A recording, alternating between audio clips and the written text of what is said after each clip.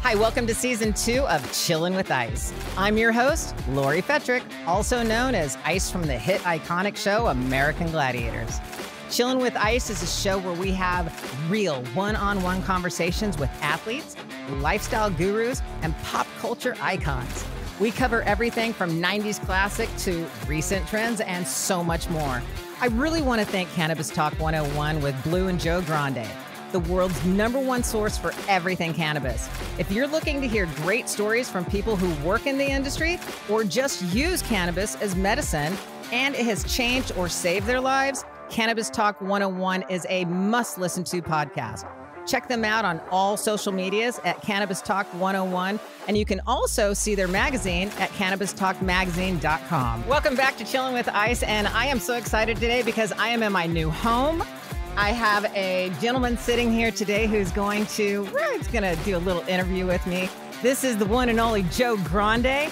Joe, you're amazing, first of all, but you're amazing, I'm gonna tell my listeners here.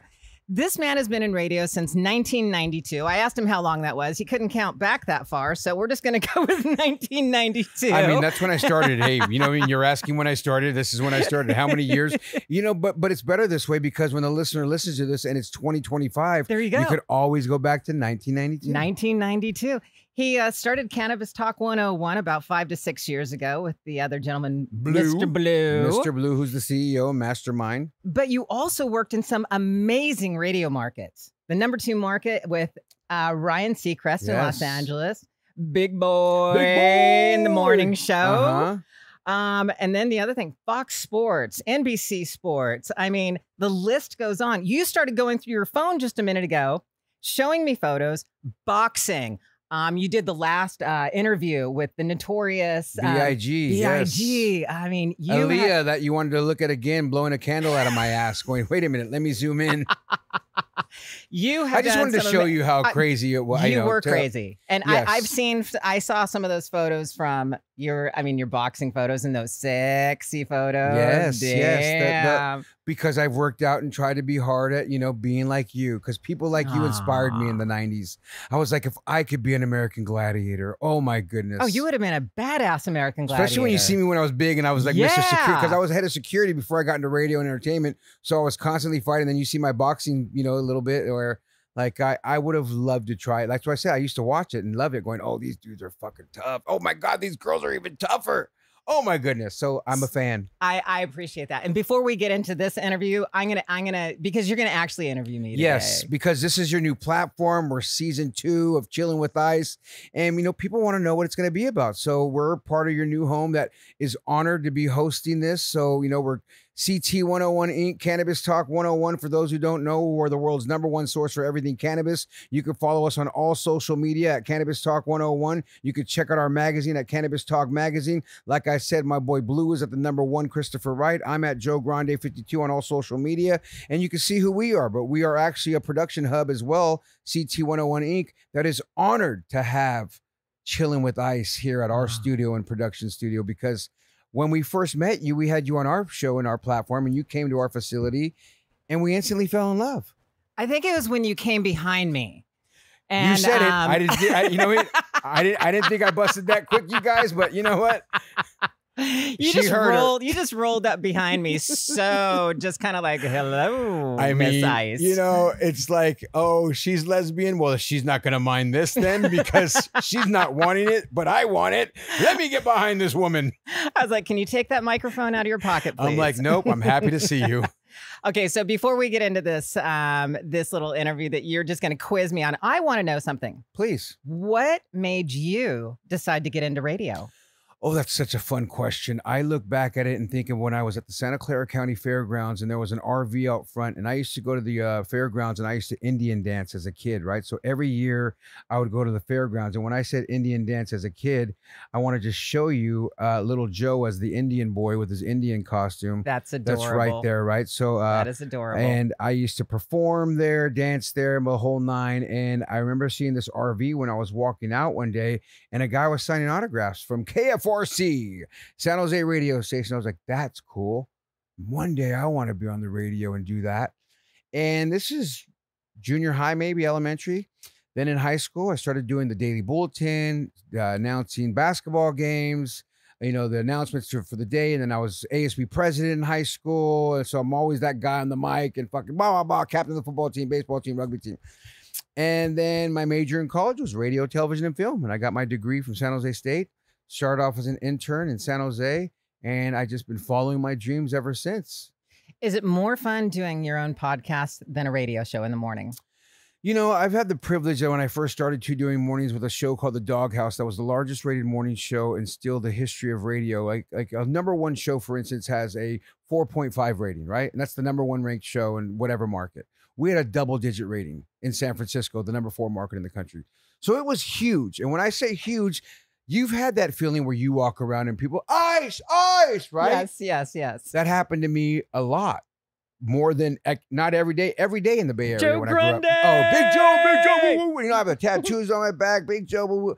And I had green hair, red hair, as you see in the pictures. I was a freaking freak show, right? So that was really fun, but limited. Even though I say limited, we couldn't curse, this and that, although we got away with so much more before Justin Timberlake took Janet Jackson's shirt off and showed that all the things changed, because we used to get away with so much more in radio.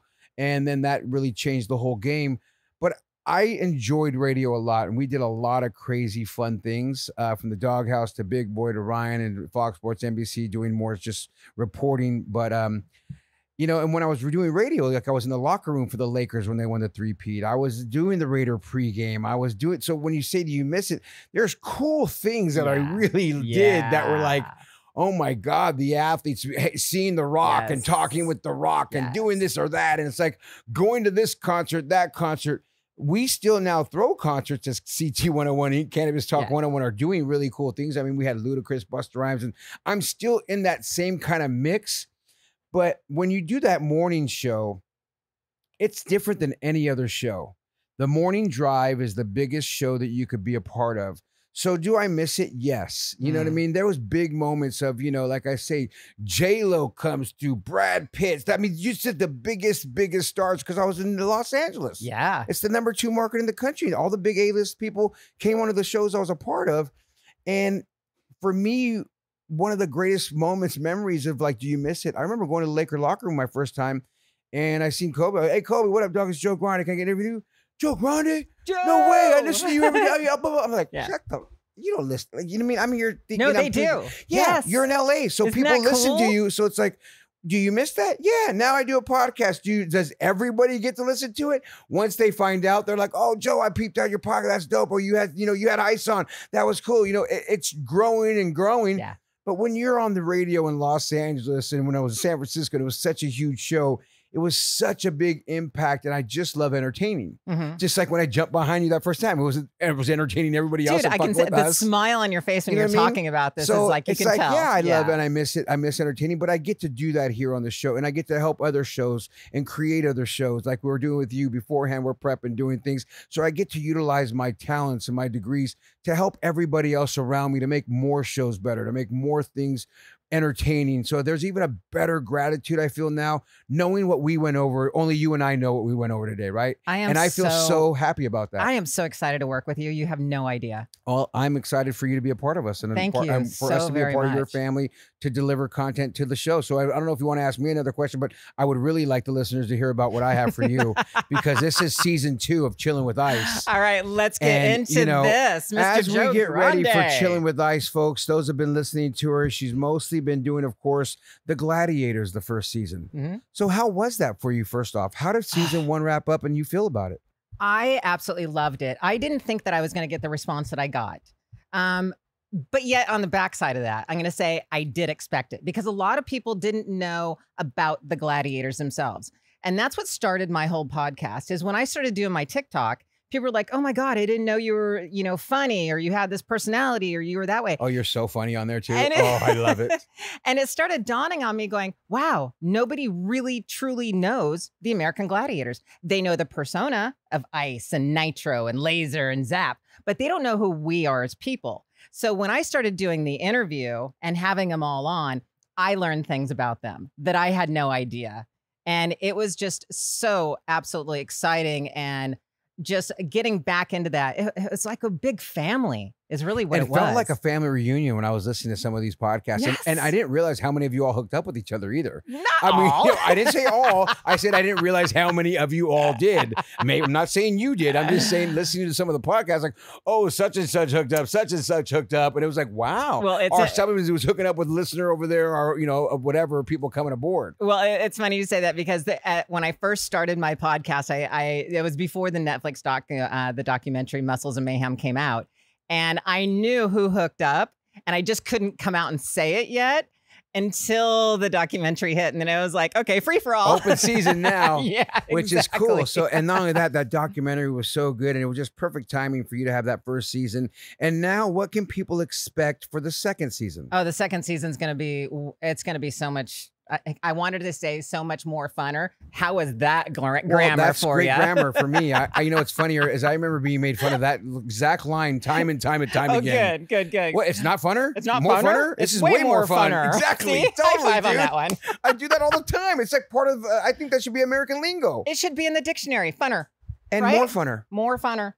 I can't wait actually, because I've got some people lined up, some sports athletes, some models, some icons, and I'm super excited to get them in here and interview them and just find it, you know, little things out about them that I want to personally know, because I want to know. I know everybody else wants to know about them too. Well, Chilling with Ice season 2 is coming. We are just starting it off, you guys. When we come back, we're going to take a break real quick. I want to ask you, how old were you when you started American Gladiators, and what advice would you give anybody out there that wants to get into these athletic career or entertainment in athletics?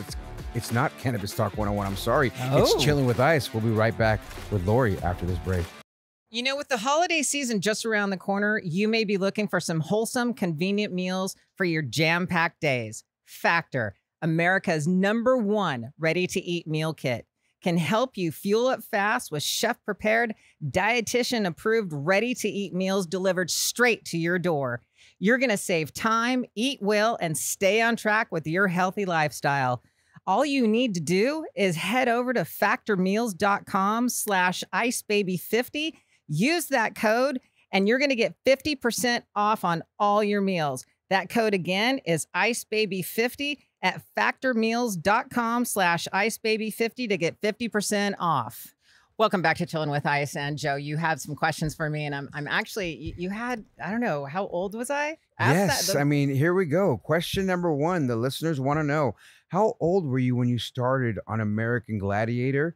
So that's a quick answer. But then the elaboration would be, what advice would you give to somebody that wants to get started in athletics and entertainment? Because let's just face it, you know, there's a lot of acting gigs, there's movie roles, there's all kinds of things. There's the other sport thing that they're hitting people off the, you know, show, the crazy ones. So, you know, there's not American Gladiators yet, so to speak, but your age and your advice. I was 28 when I started American Gladiators. When So 4 years ago. Wow. I actually 5. 5 years ago, when I was 28 years old, I started. Tried out. Let me think this. I tried out when I was 28. It took me 3 months to get the job, and it was around March, so my birthday-ish, and that's why I was kind of hovering over the When is number your a little birthday? bit. March 28th. Are you shitting me? No. My birthday is March 27th. No way. Dude, I'm No, about to wait, pull out my seriously? freaking eye. I swear to God. You're an Aries boy. Yes, the best sign ever. Oh, right? You know what? I guarantee Oh I'm my gonna, God, that's I'm, why we we're get hooking along up. so We're gonna damn hook up. well. I don't care. Bring your girlfriend along. Serious shit. Swear to God. Oh my Put God. that on everything. That's why I was like, we did the dates. I'm like, March what? Okay. March what? March 27th, 1972, That's baby. it. That's the ticket. That's why we're getting along We're so so well. awesome. Okay, so now your All right, advice you all right, give. all right. Sorry, guys. I'm riding my high on this birthday. Be prepared. I mean, seriously, if you want to go on any of these types of athletic shows, because they will drill you. This is not just let's run through an obstacle course once, because most of the time you're doing 2 shows a day. So you have to have your endurance. You have to have your athletic ability, your strength. You've got to have a lot going on. And when these shows come about, they're not just looking for like your athletic ability. They're looking for a look. They're looking that you can actually come to the table and you can speak, because they're going to have you do some interviews. And that's one thing about the American Gladiators tryouts. We had thousands and thousands of people trying out for this show. I remember going to New York, and at the New York tryouts, It was literally wrapped around the building and thousands of people trying out. And they just cut them one by one by one by one.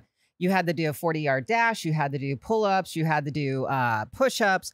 And then on the Gladiators, you had to do like a simulated Powerball drill. But then after that, they put you on camera.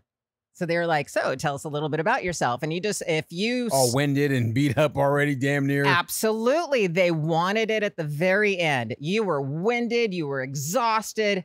Now speak. Can you talk now after Yes. you just went for a run Yes. and did that? So anybody... You have to be ready then. You have to be. So anybody going out for any of these shows, American Ninja Warrior that is in a class of its own. That is something that you literally have to go to an American Ninja Warrior training gym, because you can't get that kind of training outside anywhere else, because it's just insane.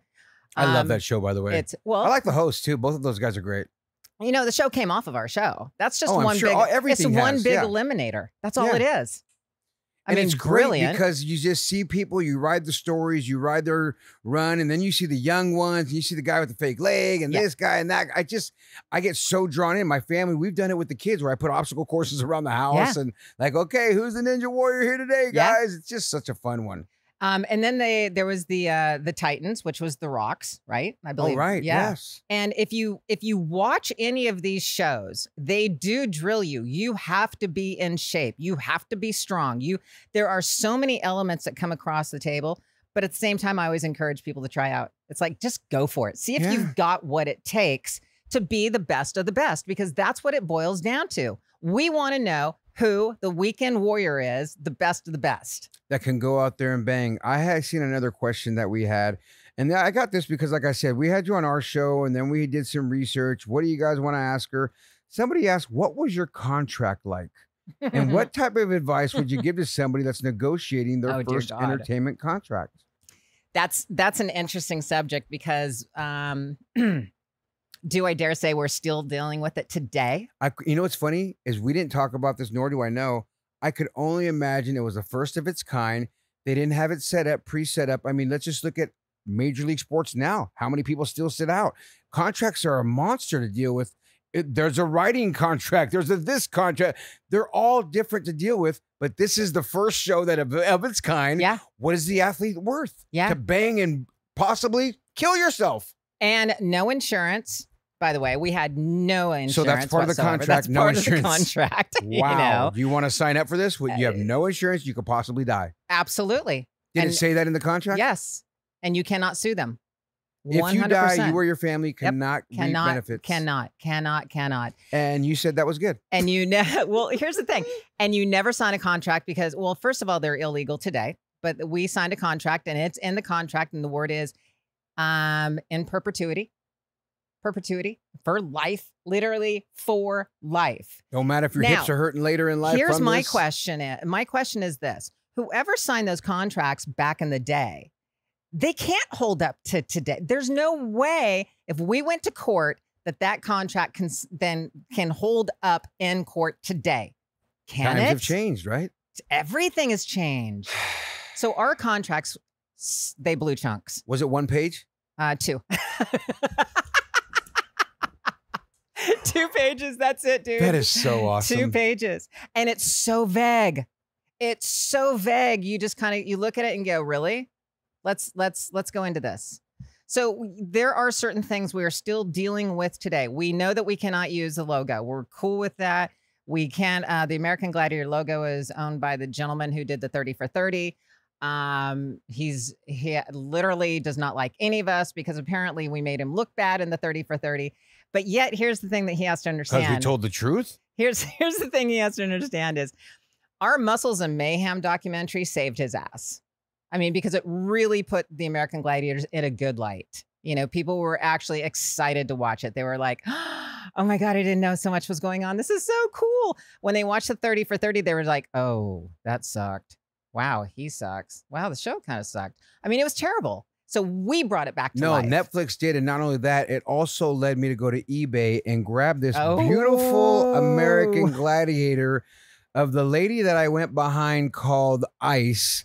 And I want you guys to see this. I mean, if you can see on the YouTube what we're looking at now, but you gotta this pull American this up. Gladiator is just, I didn't know you were a man.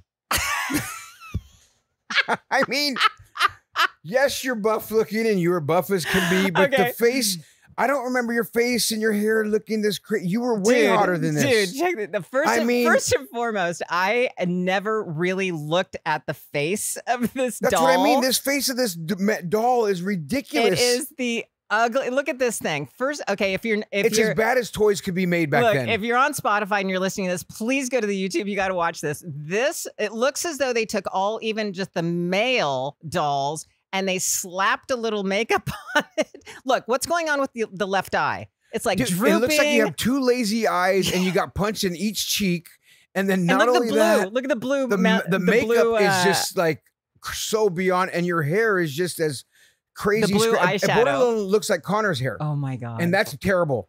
And the lipstick is like half-ass on. For those that are listening to the show, you'll be hearing from Connor as he'll be the producing, doing her show. Know that when you look at that, that's her. And then not only that, the hands on this model that I'm looking at are as big as the legs. And it's like the oversized hands, the way they have you.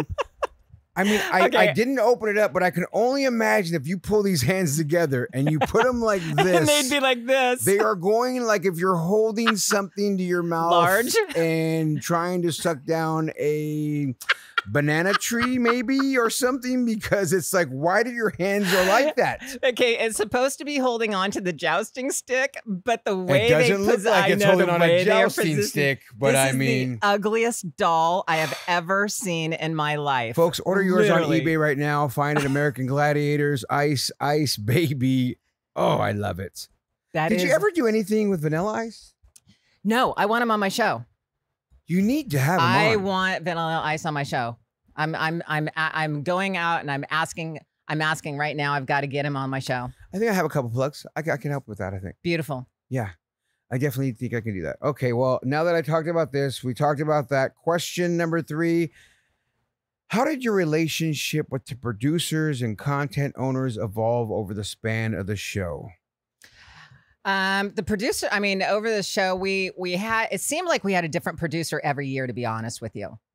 Every year that I was on Gladiators, we had a new producer come in. That one producer, Brian Gadinsky, I think he stayed for 2 to 3 seasons.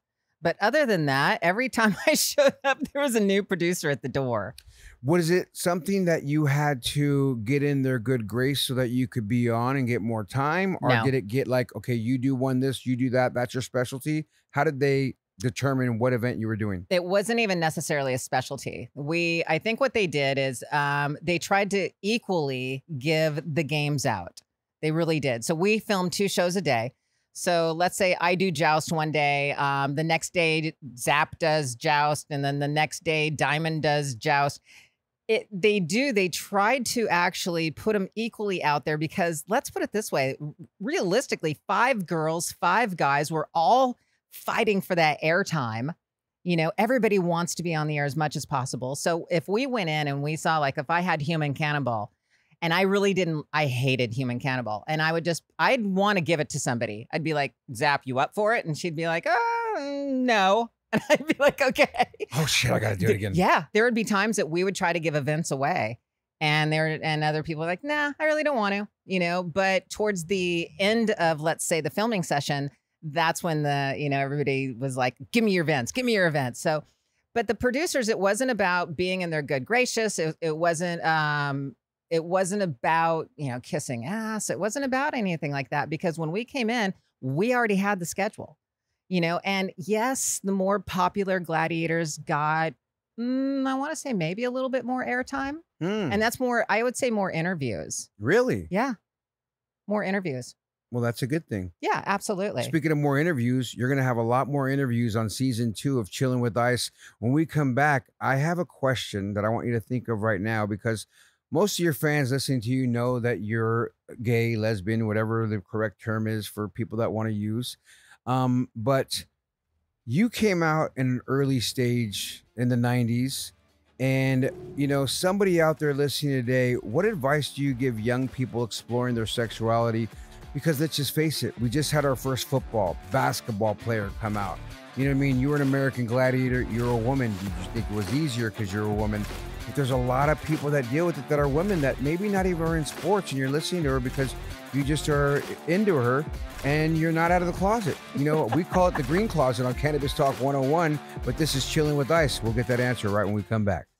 I want to take a moment and remind all of my listeners that this is a self-funded podcast, and I would absolutely love your support. For the cost of a cup of coffee a month, that's it. That's like what, $5 to $10 nowadays? You can donate to my Patreon page, and that would make all the difference in the world to me. So for a small donation, you're going to get back so much more in rewards. Like you're going to be able to watch all my podcasts on video without any advertisements. I will have exclusive content like behind the scenes footage, a private Facebook group where you can get all the interaction with me directly. You're going to see some really cool private photos on there as well. A monthly Q&A, and I'm going to do a direct shout out to you, and I'm going to follow you on all your social medias and so much more. So find me on Patreon at Chillin' with Ice, or just go ahead and click the link in the show notes. Welcome back to Chillin' with Ice. And Joe, you had some good questions about being gay, lesbian. What do you like to be called? Is there a term that you're like, I think that's more socially? You know, I don't, it's thank you for asking that. It's an interesting question. First of all, I hate the word dyke. Thank God that's been kind of like pushed out. I haven't heard that word for a long time. It almost reminds me of like the hick that's in the back cuts yelling at somebody. That's fucking dyke. Exactly. You're like, dude, what's wrong with you? Like, come on. I really hated the word lesbian for the longest time. It didn't flow with me. I didn't like a label. I really didn't. You know, I just never really like not it's gay. Almost weird that everybody has to have like, one, God, right? Like, don't oh, hey, I'm me straight. A label. Well, there's so many of them. There's the he, the him, the her, the ha, the ho, they, the those, the that. I mean, as you say, you hate them. I would agree too. Who are you? You're Lori. You're Ice. I'm a fucking person. Yeah, I'm me. I'm a woman. I'm a woman. I'm well, female. Then again, here's the label. No, don't there's even no start more me on that. Don't even. I mean, there's more labels of that. Bullshit. I mean, okay, I'm sorry. I don't care if you're listening or not. It's bullshit. I mean, I agree with you. We're women. We have, but it's fucking crazy as you say that, though, dude. It's crazy. There's so many people that don't call me a woman anymore. It's the atmosphere that we're in. It's this. It's just. It's nuts. So, what do you prefer? What would Lori like as fucking Ice? Call me Lori. Call me Ice. And then, what are you? Lesbian, gay, straight? Blah, blah, blah. If someone's calling, you're at the bar and somebody. I don't know. Are you hot? You are hot, girl. I mean, yeah. I mean, are you hot? If you're a female and you're hot, you're cool. Female and hot. If you're a male and you're hot, okay, cool. So then somebody's going to go, oh, well, then you're bisexual. You know, here's the thing. Ever since I've been in high school and realized, I really like women, I've always said I have the best of both worlds. Now, and you've heard me, I mean, people who have followed me on different podcasts, they know this because I've said it before. I've always connected with women mentally, emotionally, everything else. Men, I just can't. I don't know why. I don't know what it is with you guys. Well, we have two heads. I love you. And I find your body very attractive. Don't mind the sex. Seriously, everything. I mean, get a little bored once in a while, but you know what it is. But so I can't label myself. That's so no the label. hard one. Okay, that's okay. Yeah. And I think that's fine. I loved everything you said, and I think it's appropriate. So what would you say to the young folk out there that's dealing with their sexuality today and have a hard time coming out with it? I guess the question is, first of all, why are you having a hard time coming out with it? Especially in this society. I mean, literally anything goes. You want to identify as a dog, a cat, whatever you want to identify as. People seem to be accepting for some weird reason. So when it just comes to your sexuality, I mean, it's an open playing field right now. So you shouldn't. I mean, the question is, most of the time it comes down to family. Most of the time, it always comes down to their family. Like my mom would, my girlfriend, for instance, didn't want to come out to her mom for months, because she was so afraid her mom would literally keel over and have a heart attack. And I had to convince her it's not going to happen. It's just not going to happen. So some of the women, men, whoever, you're having a hard time coming out, mainly it's your family. And that's when you have that nice little sit down, soft talk, kind of test the waters a little bit like I did. And then you just got to be you. You got to be who you are. If you are not who you are in this world, you're going to be screwed and you're going to be very unhappy. It's just reality. It's funny, growing up, my stepbrother is gay, and he just never wanted to admit it, right? And I'm like, Hey, bro. Like, You're gay. I mean, at this point, I've worked in San Francisco for a long time, and I'm very hip and click with the gay community, and I love the gay community, and I've made out with a lot of dudes, as I showed you a picture of myself, and I'm not gay, but I can smell a gay in a heartbeat. So and when I'm you're, like, here's my question: when you're making out with these guys, what's the difference? well, for me, it's entertainment, and there was no excitement except for, oh, this should be good and funny. It was never the arousal excitement for me. I just had to ask. Oh no, I think it's a great question. Actually, I really like it actually because no one's ever asked me like, "What's the excitement?" No, I don't. I mean, it was I'm down to do anything in the name of entertainment. So like that, my limits like, oh, we're gonna shoot a porn. Cool. You need me to star in it? Whatever. Oh, you want to do this? We're gonna do cool. Like this is for entertainment. Let's go. So you're gonna be the guy that tries anything once. I was. Now that I'm a little older now, I've backed off and realized that, and back when I was doing that, social media wasn't around. Oh, I mean, I know. I didn't have 3 kids, and you know what I mean? I don't have all this fucking people yelling at me if I do something stupid now, where I'm like, I don't care. I'm like, well, we do. Like, you're like, so really? what? That's not your life. It's mine. Let me do what I want to do. And then I still got to deal with repercussions. Are you ever afraid of being canceled? Yeah, sometimes. I'm not going to lie, because, there's some things I'd really like to talk about sometimes. And I go, you know what? I don't know enough about it. Or if I do think this way, I can see that. Well, like even me, though, I feel like when I ask this, like even with you right now, like what do you like to be called rather than what do I want to call it? It's not, I don't have the other part is I don't have that, oh, I'm going to call you this because that's what you are. Like I'm not a dictator in anything, in my opinion, in my way I walk. So it doesn't, I don't think anybody's all one thing. I don't think, all women with short hair or whatever are gay or whatever. Right. So it's not like there's a lot of stereotypes, of course, that I don't block out of my head, and I could roll a dice and be like, I might hit this and you might hit that because that's what you look like. Like when you looked at me when I was younger, Joe, you were a thug back in the day, you said. And I was like, yes, I was back then. When you look at those pictures, you can paint the picture. So, I just don't label and look at people that way to get canceled. And I try to watch my mouth, even though I come from the world when I used to do radio and talk shit where I just would say anything and everything. I've kind of pulled back my tongue, so to speak, and learned to pipe down a little bit more and not be so freely, so old schoolish, but I don't mind it. But that's off. And when you're bullshitting and having a cigar and you're just hanging out with your close buddies. It was kind of a little bit of my fear when I started the podcast, because I know I can be mouthy and I know I can say what I speak. And that's what everybody loves about me so much, is my being very authentic of who I am and speaking my mind. But in, again, today's climate, you just have to be super careful. Well, and when I do that, like it's all in the name of entertainment jokes. Like, yes. I'm not going to sit there and be like, people don't take like jokes right anymore. now, like when I see you walk in, I might go, oh, here comes the dyke. Just because I know you hate it. I'm going to fucking kill you. Right? Because I'm like, wow, why does she hate that? Well, what am I doing? I'm fucking jabbing her. You know what I mean? You're such a dick. Exactly. And that's funny as stupid. Like, would he get canceled for that? Yeah. But like, we're buddies, and you fuck with your buddies that way though, right? Like, so I can just walk and go, you're such a dick. Totally. And I'd love it, because that my point is, you talk that way with your friends. I know, exactly. And you can't just talk that way with somebody you're interviewing, or you're just bullshitting with her. Oh, look at that. And I use that as an extreme thing. I'm not going to do that. But like my point is, that's something that I can definitely get fucking canceled for. Everybody else would be like, what are you doing, Joe? And blah, blah, blah. And even probably people listening, what did he just say? Right. Like using it as an example of something that you do with your friends that you can get away with, because nowadays you just can't talk. And I don't really, there's not a lot of things that I can think of that I'd even do that would even borderline get me canceled, to be honest. But you just never know in today's climate. Like even earlier, the he, hims, and you're like, what? And that could be something for us. Like, hey, you guys, no, I am a. That was not appropriate. Yeah, we know, we really do identify as them, and that's what we are. I'm a dog. Whatever.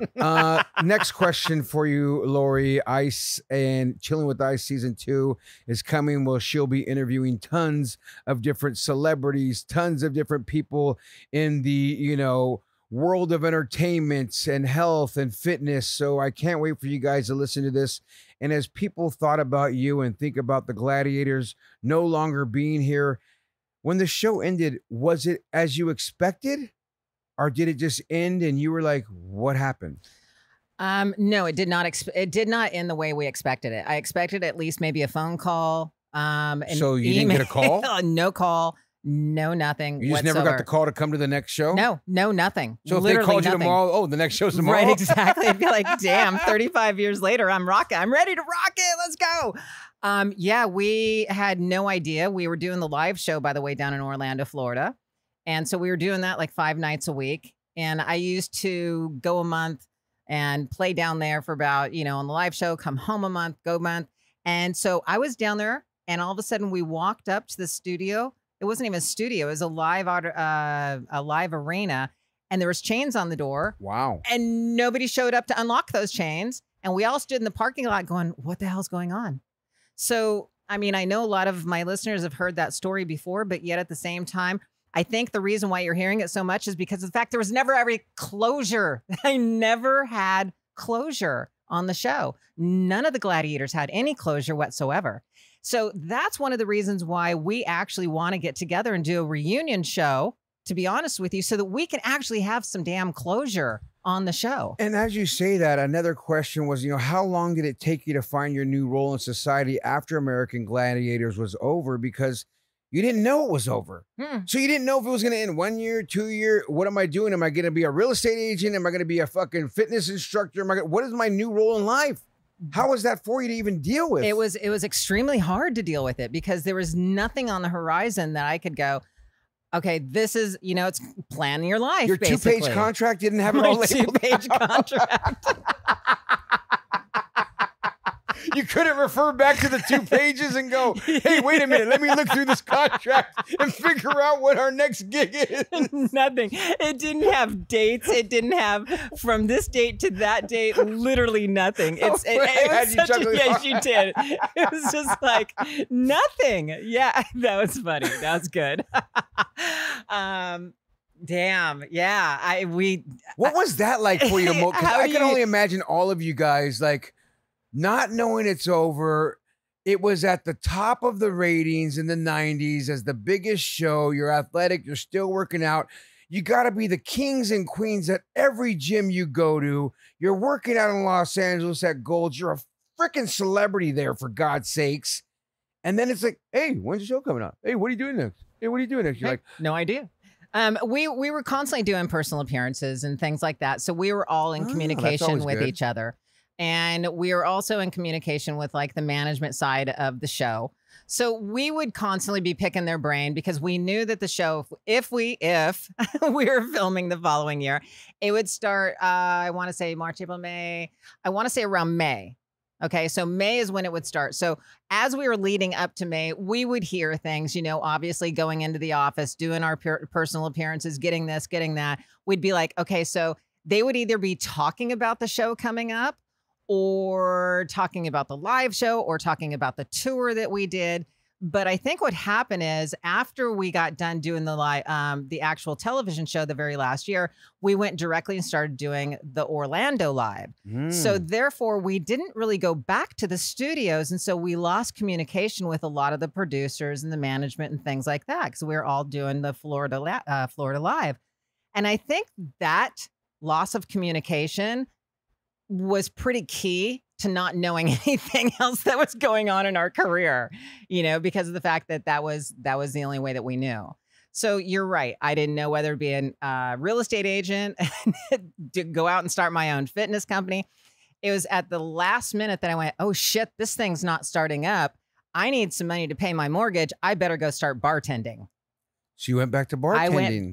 Not even back. You started? I started. Oh. I started because it was quick money. It was fast. And I was going into the largest country bar in all of Orlando, Florida. And it was called 8 Seconds. And a very good friend of mine, John Locke, who I love very deeply, he actually had that bar. And it was 2-story. It had a tractor pull. It had bull rides. Wow. Live bull rides. Wow. And it was just a ginormous bar. And I walked up and I said, I really want to start bartending. I had my cowboy hat on, my tits out, the whole thing, my cowboy boots on. Look, my cowboy boots on, all still buff, got them on. Tight shorts with your big old quads. Shit. Oh. And he goes, here, more way than one. He goes, here's your interview. What's in a rum and Coke? That was about it. I can make that, sir. Hell yeah. But in that bar, everybody knew that most of the bartenders either had to leave or die before you took their position. To be honest with you, it was that busy and everybody wanted to work there. So I got very fortunate. He knew who I was. Ice from American Gladiators. Why not have her at my bar? And boom, I came in. But I bet you killed it then, huh? You're making good money there. I always got the, hey, little lady, you want to go gator hunting with me? And I'd always held up my ring, because I always wore a ring, no matter if I was with somebody or not. Well, and I'm kind of married. Oh, that's okay, little lady. Let's still go out gator hunting. Oh, yeah. They didn't give a shit. Bigger the tip, maybe. Yeah.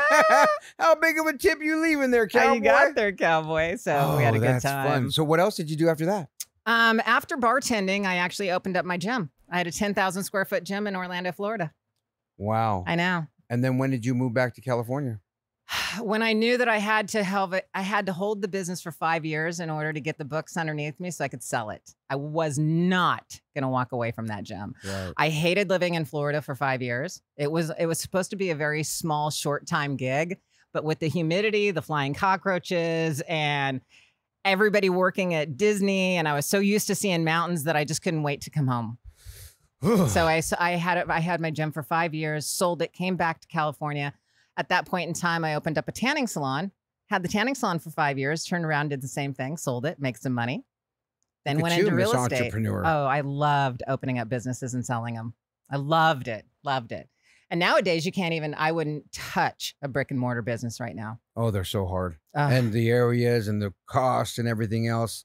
Well, folks, I hope you guys are ready for season 2 of Chilling with Ice. It was a real honor to sit down with you and hear your words about me, but I look forward to helping produce this show with you, Lori. I think your listeners are going to love it, and they love you and everything you do.